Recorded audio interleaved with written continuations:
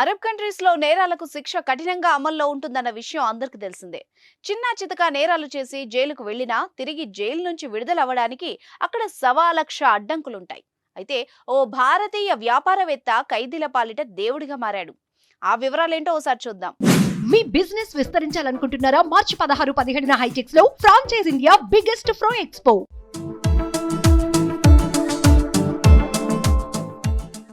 యుఏఈలో శిక్ష పొందుతున్న భారతీయ ఖైదీలను విడిపించేందుకు భారతీయ వ్యాపారవేత్త ఆ దేశానికి భారీ విరాళాలను అందించారు.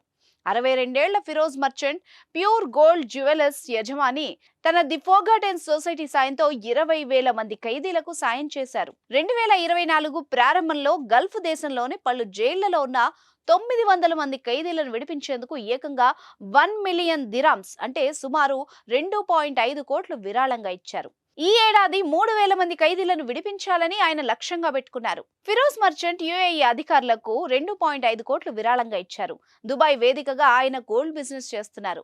రంజాన్ సందర్భంగా క్షమాపణ దయతో ఈ సాయం చేస్తున్నట్టు ఆయన కార్యాలయం తెలిపింది.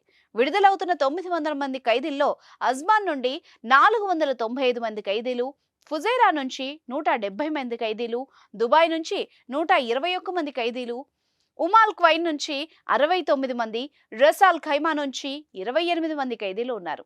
గూఢచర్యం, అక్రమ వలసలు, ఇతర కేసుల్లో చిక్కుకున్న భారతీయ ఖైదీలు 900 మందిని రంజాన్ మాసంలో వాళ్ల కుటుంబ సభ్యులతో కలపాలని ఫిరోజ్ మర్చెంట్ ఈ సాయం చేస్తున్నారు. ఖైదీలకు విధించిన జరిమానాలను అతను తీర్చేసి వాళ్లందరూ జైళ్ల నుంచి విడుదలయ్యేలా చూస్తున్నారు.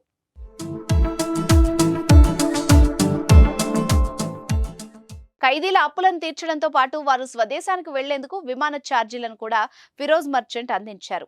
2024లో మొత్తం 3,000 మంది ఖైదీలను విడుదల చేయాలని అతను లక్ష్యంగా పెట్టుకున్నాడు. యుఏఈ అంతటా డైరెక్టర్ జనరల్స్ ఆఫ్ పోలీస్ తో కలిసి ఫిరోజ్ మర్చెంట్ 20,000 మంది ఖైదీలకు సాయం చేశారు.